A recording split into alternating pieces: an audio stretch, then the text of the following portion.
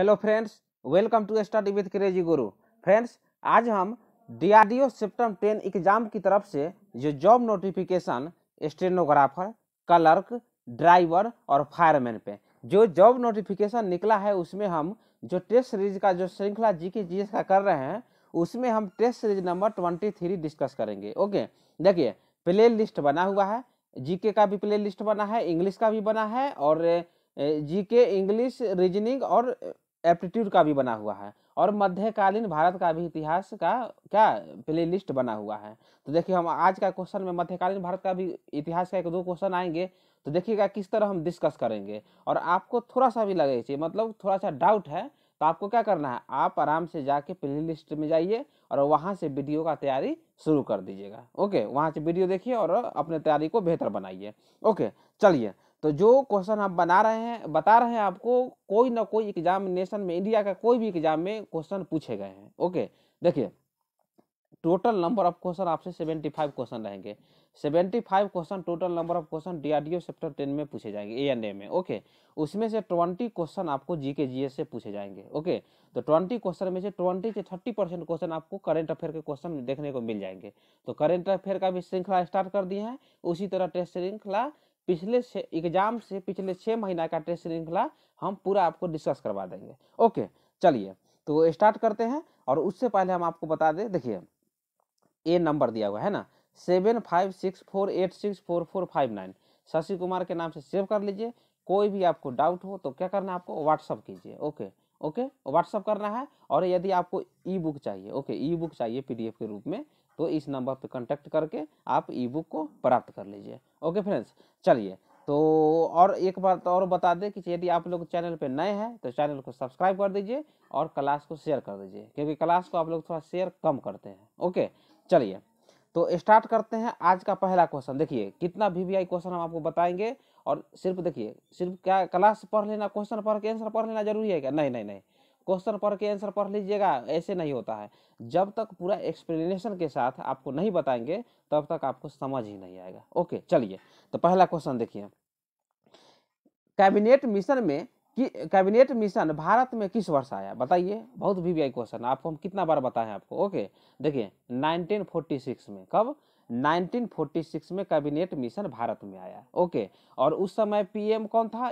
England का, जो Britain का जो पीएम थे, कौन था? तो एटली। ओके, याद रखिएगा एटली। ओके, एटली वहां के पीएम थे। तो ये सब क्वेश्चन, इस तरह क्वेश्चन पूछे जाएंगे यदि आपसे, कैबिनेट मिशन जब भारत में आया तो उस समय ब्रिटेन के प्रधानमंत्री कौन थे, मतलब पीएम कौन थे? तो कौन थे? एटली थे। ओके, तो बोलिए सर कैबिनेट मिशन भारत में कब आया, क्या इसका प्रस्ताव था, मतलब कब ये प्रस्ताव पारित हुआ, इसका क्या उद्देश्य था?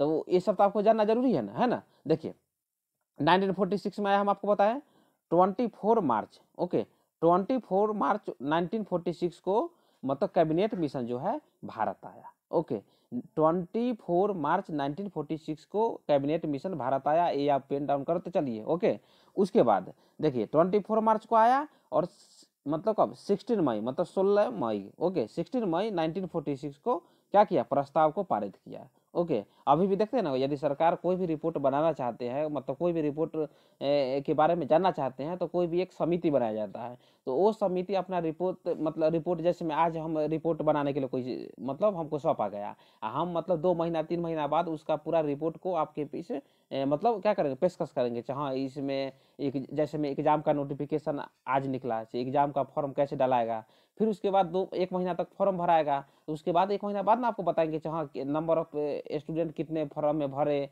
फिर एग्जाम के बाद आपको बताएंगे कितना मतलब अपेयरिंग हुए, कितना प्रेजेंट हुए, कितना अब्सेंट हुए। तो इसी तरह 24 मार्च 1946 को दिल्ली आया, कौन? जो मतलब कैबिनेट मिशन। ओके, और 16 मई 1946 को प्रस्ताव को पारित किया। ओके, चलिए तो आप बोलिएगा सर इतना तो समझ गए, उद्देश्य क्या था? तो देखिए इसका उद्देश्य समझ लीजिए। इसका उद्देश्य था भारत को, जो मतलब ब्रिटिश भारत था, उसको शांतिपूर्ण हस्तांतरण के तरीकों और साधनों का पता लगाना। मतलब कि यदि अंग्रेज भारत को स्वतंत्र कर दे तो देश को, मतलब जो भारतीय थे वो देश को कैसे चलाए, मतलब इसी के बारे में, मतलब इसी के खोजबीन के लिए मतलब कैबिनेट मिशन भारत आया था। ओके, इतना समझ गए। चलिए तो इसमें और समझते हैं। उसके बाद देखिए एक एक चीज़ और बता देते हैं। उसके बाद पहले पहले ये देख लीजिए, उसके बाद हम एक चीज़ और बता देंगे। देखिए यहाँ देख लीजिए कौन कौन सदस्य से देख लीजिए। मतलब कैबिनेट मिशन में टोटल 3 मेंबर आए, 3 मेंबर आए, आप जानते हैं ना। तो क्वेश्चन आपसे पूछे जाएंगे, कैबिनेट मिशन 1946 जब भारत में आया था तो उसमें निम्नलिखित में से कौन से व्यक्ति नहीं आए थे। तो 3 व्यक्ति का नाम आपको दे देगा ऐसा ही, और एक आपको रॉन्ग देगा, तो आपको रॉन्ग आपको आंसर बताना है। ओके फ्रेंड्स, तो चलिए कौन कौन आए थे देखिए आपको। देखिए पहला तो आप समझ जाते हैं Cripps, okay, Stafford Cripps. Okay बाद एबी एलेक्जेंडर, ओके, और कौन आए थे, लॉर्ड पेंथिक लॉरेंस। मतलब 3 आए थे, क्रिप्स आए थे, एलेक्जेंडर आए थे और लॉरेंस आए थे। तो आपको बता दें देखिए जो मतलब कौन थे, लॉर्ड पेंथिक लॉरेंस थे, वो भारत सचिव थे। क्या थे, भारत सचिव। ओके याद रखिएगा, क्योंकि देखिए वहाँ पे जब अंग्रेज हुकूमत कर रहे थे तो यहाँ पे एक वायसराय हुआ करते थे और एक भारत सचिव हुआ करते थे। जैसे में आप समझते हैं ना, मांटेग्यू चेम्सफोर्ड सुधारा। जब हम आपको मॉडर्न हिस्ट्री पढ़ाएंगे ना तो पूरा डाउट क्लियर कर देंगे कि उसका क्या कार्य था, क्यों भारत सचिव का मतलब पद लाया गया भारत में, तो सब हम आपको बताएंगे। ओके, उसके बाद देखिए आपको बताया ना 16 मई 1946 को कैबिनेट मिशन ने अपने प्रस्ताव की घोषणा की। ओके, कैबिनेट मिशन के भारत आगमन के समय भारतीय राष्ट्रीय कांग्रेस के अध्यक्ष कौन थे, मौलाना अबुल कलाम आजाद। देखिए आईएनसी है ना 28 दिसंबर 1885 को स्थापना हुआ था एओ ह्यूम के द्वारा। सबसे ज्यादा जो अध्यक्ष रहे थे आईएनसी का, मौलाना अबुल कलाम आजाद थे। तो देखिए कितना आंसर हम आपको बता दिए। क्वेश्चन इस तरह पूछे जाएंगे, पढ़े रहिएगा स्टडी विद क्रेजी गुरु में, क्वेश्चन सही करके आ जाएगा। ओके, उसके बाद देखिए जो प्रमुख प्रस्ताव थे वो क्या था, मतलब कैबिनेट मिशन भारत में पारित किया गया तो प्रमुख प्रस्ताव घोषित क्या किया गया, क्या मतलब क्या कहा गया था। देखिए भारत एक संघ होगा, क्या होगा, भारत एक संघ होगा, और इसमें ब्रिटिश भारत के प्रांत तथा देशी राज्य दोनों शामिल होंगे। मतलब ब्रिटिश भारत के जो प्रांत होंगे वो भी, और देशी रियासत, जानते हैं देशी रियासत, जैसे में राजस्थान में दूसरा देशी रियासत थे, जैसे में बहुत है राजस्थान वाले, यदि आप पढ़े होंगे तो आप जानते हैं ना, वहाँ जब राजस्थान का एकीकरण हुआ था 5 चरणों में हुआ था। ओके, तो धौलपुर का अलग हुआ था, उसके बाद मत्स्य संघ का अलग हुआ था, तो सब देशी रियासत था ना। फिर रीवा देशी रियासत अलग था, उसी तरह बहुत देशी रियासत था। तो क्या कहा गया था, ब्रिटिश भारत के प्रांत और देशी जो राज्य होगा दोनों शामिल होगा, और भारत एक संघ के रूप में कार्य करेगा। ओके फ्रेंड्स, चलिए तो और जो 3-4 और देख लेते हैं क्या क्या दिया हुआ। देखिए वेवेल योजना कब हुआ, कब आया था, तो 14 जून 1945 को, 14 जून 1945 को। ओके, इसमें क्या कहा गया था, देखिए वायसराय की जो कार्यकारिणी सभा में हिंदुओं और मुस्लिमों का जो संख्या होगा वो बराबर रखी जाएगी। ओके, वेवेल योजना में मतलब उसकी मुख्य बातें था। तो याद रखिएगा, देखिए आपसे क्रम भी पूछ देगा, जो सबसे पहले कौन आया, सबके बाद कौन आया, तो जब तक आप ये नहीं जानिएगा क्वेश्चन गलत कर दीजिएगा। ओके, चलिए वेवेल योजना कब आया था, 14 जून 1945। ओके, शिमला सम्मेलन 25 जून से 14 जुलाई 1945 को, और नौसेना विद्रोह कब हुआ था, 1946 में, मतलब 18 से 23 फरवरी 1946 को हुआ था। ओके, उसके बाद देखिए आजाद हिंद फौज मुकदमा कब हुआ था, चला था, तो दिल्ली में चला था नवंबर 1945 में। ओके, तो आपको बता देना 21 का जो आज का पहला क्वेश्चन था उसका आंसर हो जाएगा option A is the correct answer, मतलब 1946 ईस्वी में कैबिनेट मिशन भारत आया था।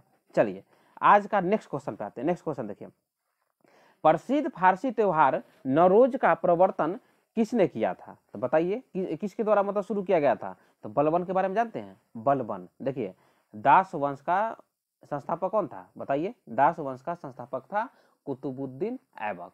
कुतुबुद्दीन ऐबक मोहम्मद गोरी का क्या था, दास था। ओके, और इल्तुतमिश जो था कुतुबुद्दीन ऐबक का दास था, और बलबन जो था इल्तुतमिश का दास था। तो देखिए क्वेश्चन इस तरह पूछे जाएंगे, तो आपको देखिए कितना क्वेश्चन आपको एक बार में बता दिए। देखिए दास वंश को गुलाम वंश भी कहते हैं, क्या कहते हैं, दास वंश को गुलाम वंश भी कहते हैं। और जब बलबन मतलब वहाँ दिल्ली का सुल्तान बनता है तो उस समय उसको ममलुक वंश भी कहा जाता था, ममलुक वंश भी कहा जाता था। तो इसके बारे में हम बहुत सारा क्वेश्चन आपको बता दिए। कहाँ बता दिए, प्ले लिस्ट बना हुआ है, एक बार आप मध्यकालीन भारत का इतिहास पढ़ के देखिए, उसके बाद आपको डाउट नहीं क्लियर हो जाएगा तब आप कहिएगा। ओके, और कमेंट में जरूर, यदि वीडियो देखते हैं तो थोड़ा कमेंट में भी लिखा कीजिए सर कैसा वीडियो लगा। ओके, चलिए, तो 22 का ऑप्शन नंबर डी।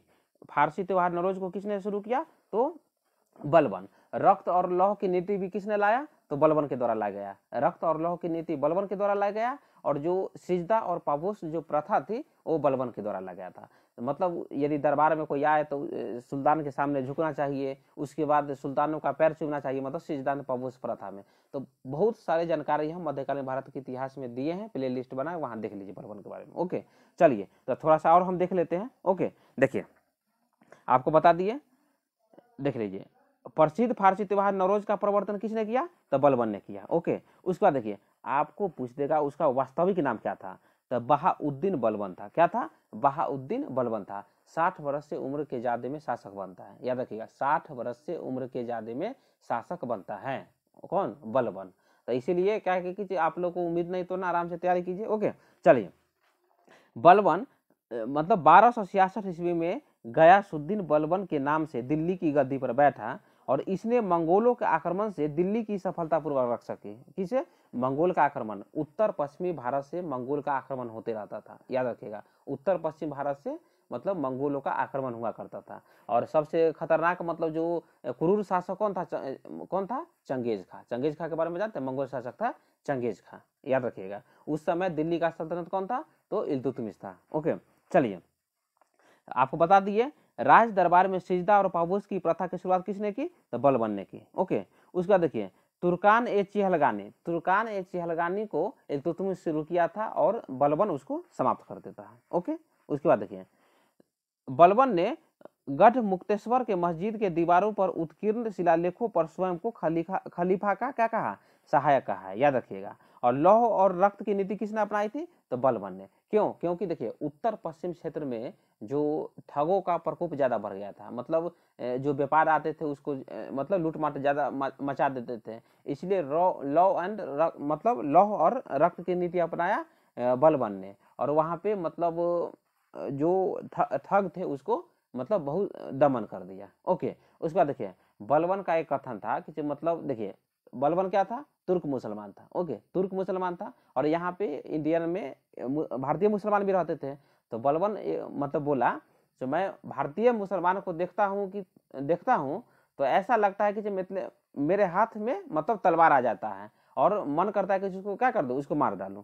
तो किसका कथन था? तो बलबन का कथन था। ओके, तो इससे क्या हुआ कि जितना भी भारतीय मुसलमान थे वो नाराज हो गए। उसके बाद क्या करते हैं बलबन, मतलब जो तुर्कान चिहलगानी था, तो वहाँ के जो मुसलमान थे, उच्च वर्ग के जो उलेमा वर्ग के मुसलमान थे, उसको पद से हटा देता है। उसके बाद जो उसका विश्वासी था उसको पद पे बना दिया। तो क्या है कि इसमें असंतोष की भावना आ गया। तो वही कारण है कि मतलब 1290 में क्या होता है, देखिए 1287 ईस्वी में बलबन की मृत्यु हो जाती है, और 1290 ईस्वी में, है ना, 1290 ईस्वी में खिलजी वंश का स्थापना कर देता है। ओके, तो बलबन के बारे में इतना बता दिए। चलिए, तो नेक्स्ट क्वेश्चन आते हैं। आपको क्या करना, मध्यकालीन भारत के इतिहास से आप जाकर देखिए, उसमें बहुत मतलब ऐसा ऐसा तथ्य दिया हुआ है। आपको हिस्ट्री कैसे पढ़ना है एक बार देखिएगा, आपको रुचि आ जाएगा पढ़ने में। ओके, तो 22 का option D is the correct answer. चलिए नेक्स्ट क्वेश्चन आते हैं। नेक्स्ट क्वेश्चन देखिए, प्रागैतिहासिक युग में मानव कहाँ रहता था? बताइए कहाँ रहता था? तो कंदरा में रहता था, मतलब गुफा में रहता था, मतलब option B is the correct answer. Okay, उसके बाद देखिए जीवन की उत्पत्ति प्री कैम्ब्रियन महाकल्प में हुई थी। किसमें? प्री कैम्ब्रियन महाकल्प में। तो ये सब एक दो बार देख लीजिएगा, याद हो जाएगा। ओके, उसके बाद देखिए आधुनिक मानव के पूर्वज क्रो मैग्नोन मानव को कहा जाता था। किसको? क्रो मैग्नोन मानव को आधुनिक मानव के पूर्वज कहा जाता था। ओके, उसके बाद देखिए मानव की उत्पत्ति प्लायोसीन युग में हुई है। किसमें? प्लायोसीन युग में हुई है। तो मानव की उत्पत्ति किसमें हुई है? प्लायोसीन युग में हुई है। ओके, उसके बाद देखिए आधुनिक मानव तथा होमो सैपियंस के अभिनव पूर्वज नियार्दनथाल मानव थे। ओके, तो ये सब मतलब पॉइंट को मतलब जो था हम आपको बता दिए, ये सब आपको नहीं देखना है, एक दो पॉइंट ऊपर वाला देख लीजिएगा। ओके, चलिए तो 23 का बता दिए, 23 का option B is the correct answer. चलिए आज का नेक्स्ट क्वेश्चन है, मतलब 4th नंबर क्वेश्चन देखिए, डार्विन की पुस्तक ओरिजिन ऑफ स्पीसीज कब प्रकाशित हुई? बताइए, बहुत वीवीआई क्वेश्चन, याद रखिएगा। तो 1859 ईस्वी में, 1859 ईस्वी में ओरिजिन ऑफ स्पीसीज मतलब पुस्तक प्रकाशित हुआ था। तो आपसे इस तरह भी क्वेश्चन पूछ देगा, जो ओरिजिन ऑफ स्पीसीज पुस्तक किसकी मतलब रचना है, तो किसका, डार्विन का है। तो याद रखिएगा, बहुत VVI है। ओके, तो चलिए 24 का आपको बता दिए, 24 का क्या बता दिए, डार्विन के द्वारा 1859 ईस्वी में ओरिजिन ऑफ जो स्पीसीज पुस्तक लिखी गई थी। ओके, उसके बाद देखिए प्राकृतिक चयन के सिद्धांत का प्रतिपादन किसने किया, तो डार्विन के द्वारा किया गया। प्राकृतिक चयन के सिद्धांत का प्रतिपादन डार्विन के द्वारा किया गया। ओके, उसके बाद देखिए लैमार्क की पुस्तक फिलॉसफी क्या है, जूलॉजिक का प्रकाशन 1809 मतलब 1809 ईस्वी में हुआ था। ओके, उसके बाद देखिए उत्परिवर्तनवाद का प्रतिपादन डी ब्रिज, ओके देखिए ह्यूगो डी ब्रिज ने किया था। इन्होंने एक नया उत्परिवर्तन सिद्धांत प्रस्तुत किया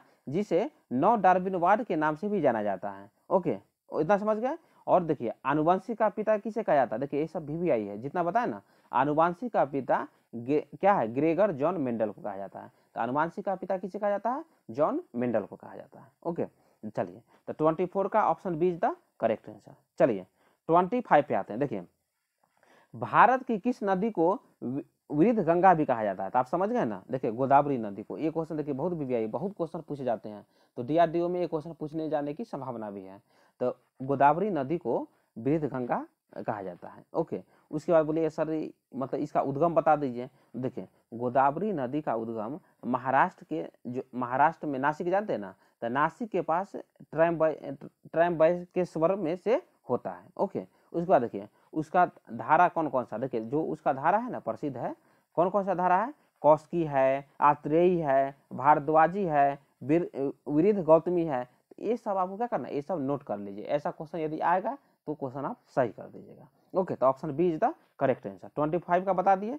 चलिए तो देखिए मतलब दक्षिण मतलब भारत की जो गोदावरी नदी है उसको वृद्ध गंगा कहा गया है। ओके, उसके बाद देखिए दक्षिण भारत की गंगा किसे कहा गया है, तो कावेरी नदी को कहा गया है। याद रखिएगा, दक्षिण भारत की गंगा किसे कहा गया है, कावेरी नदी को कहा गया है। ओके, उसके बाद देखिए गोदावरी का सहायक नदियां देखें, गोदावरी का सहायक नदी क्या है, पूर्णा है, वर्धा है। ओके, वर्धा, प्राणहिता, मंजीरा, बेनगंगा, इंद्रावती। ये सब बहुत VVI क्वेश्चन है, याद रखिएगा, ये सब क्वेश्चन सहायक नदी पूछे जाते हैं, तो आप ये पेन डाउन आपको कर लेना है। ओके, कृष्णा नदी की सहायक नदी देखिए तुंगभद्रा। ओके, तुंगभद्रा, कोयना नदी, घाटप्रभा नदी, मूसी नदी, भीमा, मालप्रभा, पंचगंगा और दूधगंगा किसकी सहायक नदी है, कृष्णा की सहायक नदी है। एक दो बार देखिएगा, याद हो जाएगा आपको। चलिए कावेरी का देख लेते हैं। कावेरी नदी का सहायक नदी कौन कौन है कावेरी नदी के, तो देखिए अमरावती है, भवानी है, हेमावती है, काबिनी है। ओके, और महानदी देखिए, महानदी जानते हैं ना, उड़ीसा में बहती है। ओके, उड़ीसा, छत्तीसगढ़ और MP में बहती है मुख्य रूप से, कौन, महानदी। तो कौन कौन है, शिवनाथ नदी, ओके, हसदेव नदी, ईव नदी और तेल नदी महानदी की सहायक नदी है। ओके, और देखिए महानदी का जो उद्गम हुआ कहाँ से हुआ है, धमतरी जिला। धमतरी जिला कहाँ है, तो देखिए छत्तीसगढ़ में। ओके, छत्तीसगढ़ में धमतरी जिला है।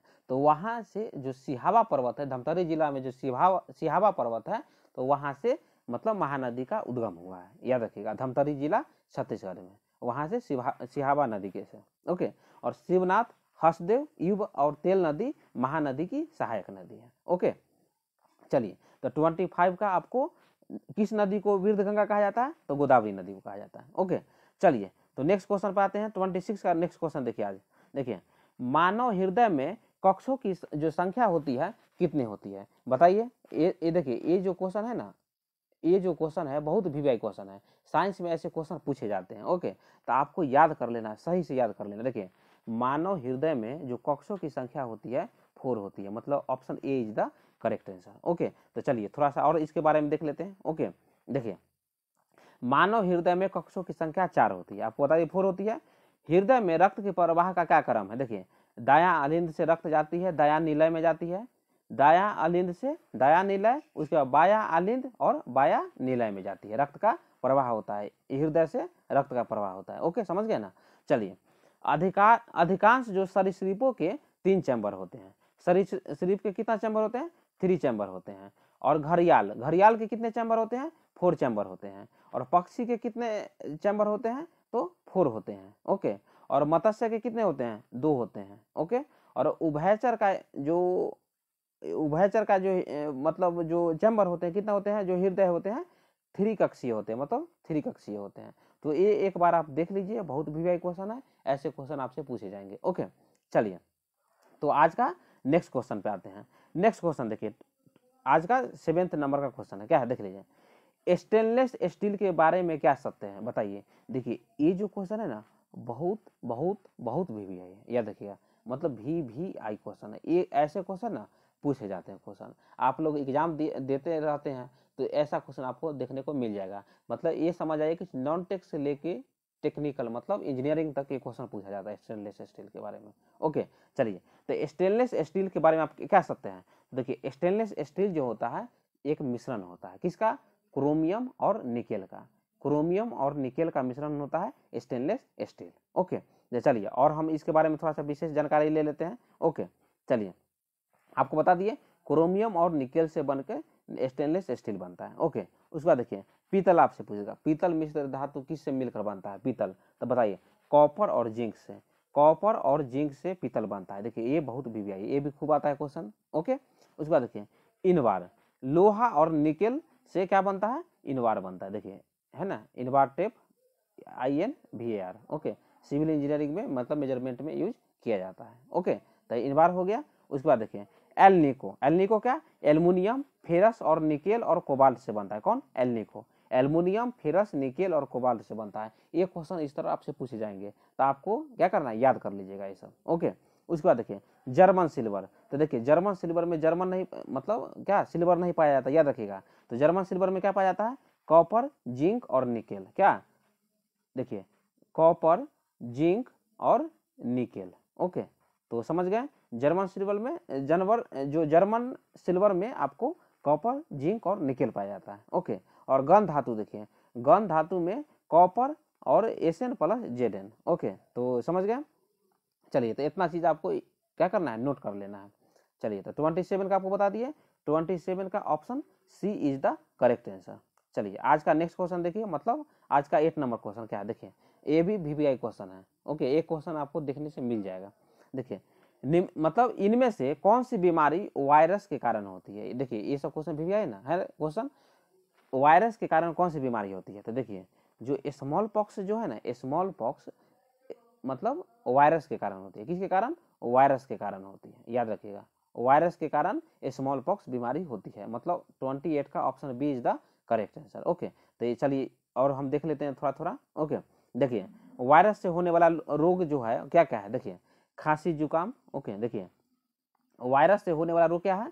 खांसी जुकाम, इन्फ्लुएंजा, उसके बाद है आपका डेंगू हो गया, बुखार हो गया, एड्स हो गया, खसरा हो गया, पोलियो हो गया, चिकन पॉक्स हो गया, चेचक हो गया, सब क्या है? वायरस से है। ओके, और बैक्टीरिया से होने वाला रोग क्या है? टाइफाइड हो गया, बुखार हो गया, हैजा, टेटनेस, टीबी हो गया जिसको क्षय रोग भी बोला जाता है, एंथ्रेक्स हो गया और डिप्थीरिया हो गया। तो ये सब जो क्वेश्चन है ना एकदम वीवीआई है। तो आप एक बार दो बार देख लीजिए, याद नहीं होता एक पेज में लिख लीजिए, एक दो बार देखिएगा आपको याद हो जाएगा, और एग्जाम से एक दिन पहले देख के चले जाइएगा। ओके, उसके बाद देखिए फंजाई मतलब फंगी से होने वाला जो रोग है वो क्या है? देखिए त्वचा संबंधी जो रोग होता है, रिंग वार्म मतलब खुजली बोलते हैं ना, उसके बाद एथलीट फुट हो गया, सब किससे है? तो फंजाई से। ओके, उसके बाद देखिए फंगाई से। उसके बाद देखिए प्रोटोजोआ से होने वाला रोग कौन सा है? देखिए ये भी क्वेश्चन पूछा जाता है आपसे। प्रोटोजोआ से होने वाला रोग है मलेरिया हो गया, काला जर हो गया, निंद्रालु हो गया, व्याधि हो गया आदि। तो आपको क्या करना है देख लीजिए, बैक्टीरिया, वायरस, फंगाई और क्या प्रोटोजोआ से होने वाला जो रोग है एक दो बार देख लीजिए, और आपको क्या करना है? याद कर लेना। ओके, तो चलिए 28 का आपको बता दिए, 28 का option B is the correct answer. चलिए आज का मतलब नेक्स्ट क्वेश्चन देखिए, मनुष्य के चमड़ के जो रंग का कारण क्या है बताइए। ये क्वेश्चन भी आप तो कितना बार क्वेश्चन किए होंगे।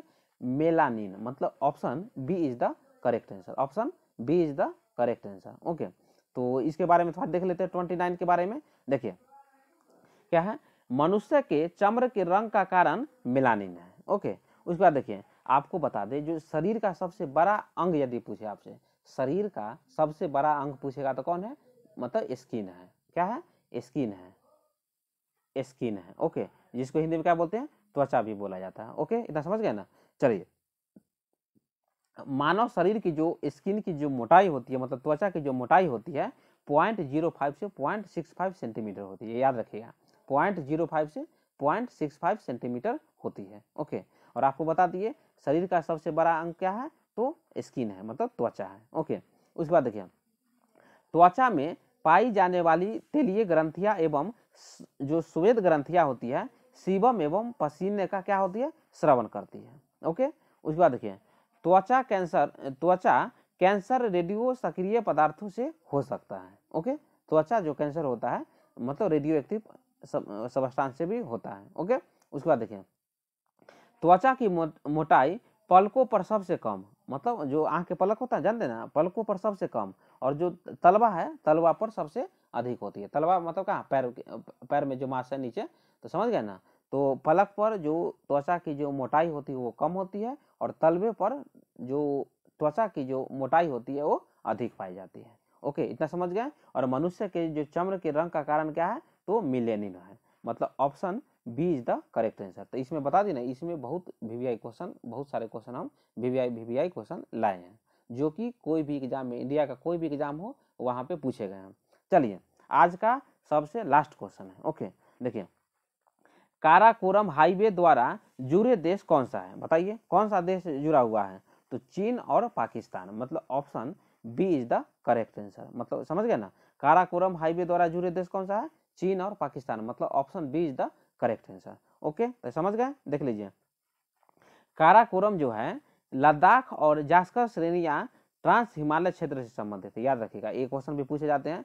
काराकोरम जो है लद्दाख और जास्कर श्रेणियां ट्रांस हिमालय क्षेत्र से संबंधित है। ओके, उसके बाद देखिए, क्या है, धौलाधर पर्वत श्रृंखला लघु या मध्य हिमालय श्रेणी में स्थित है। ओके, उसके बाद देखिए, भारत में सबसे नवीन पर्वत श्रेणियां क्या है, शिवालिक है, जो कि नवीन वलित पर्वत का उदाहरण है। और सबसे पुराना कौन है जानते हैं ना, राजस्थान में जानते हैं, अरावली पर्वत। कौन है, अरावली पर्वत, देखिए अरावली पर्वत। ओके, तो जयपुर में आप यदि घूमने जा रहे हैं तो वहां आपको अरावली पर्वत देखने को मिल जाएगा। ओके, तो चलिए, तो 30 का option B is the correct answer. और आज का लेक्चर हम यहीं पे समाप्त करते हैं। और एक बार और बता दें, यदि चैनल अच्छा लग रहा है तो थोड़ा सपोर्ट कीजिए, चैनल को सब्सक्राइब कर दीजिए, और वीडियो को क्या कीजिए, थोड़ा क्लास को शेयर कीजिए। और ई बुक आपको कैसे लेना है वहाँ से आप जानकारी ले लीजिए, क्योंकि देखिए ई बुक जो बना है पूरा सिलेबस पे आधारित ही है, क्वेश्चन उसी तरह क्वेश्चन पूछे जाएंगे, और बहुत सारे क्वेश्चन है जो वहाँ से आपको